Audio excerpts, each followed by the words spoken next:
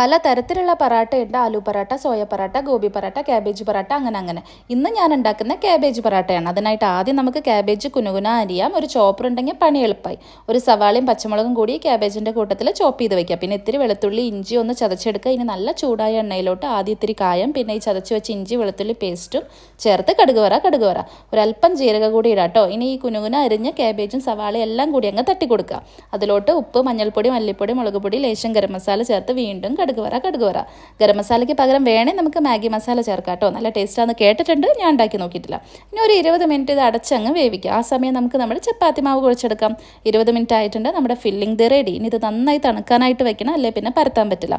ഇപ്പം അത്യാവശ്യം ചൂടൊക്കെ പോയിട്ടുണ്ട്. പറാട്ട ഉണ്ടാക്കി തുടങ്ങാം. ആദ്യം ചെറുതായി ഒന്ന് പരത്തി ഇതുപോലെ എണ്ണ തേച്ച് കൊടുക്കുക.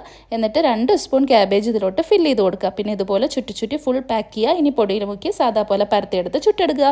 Cabbage parotta ready. അപ്പം ഇങ്ങനെ കഴിക്കല്ലേ.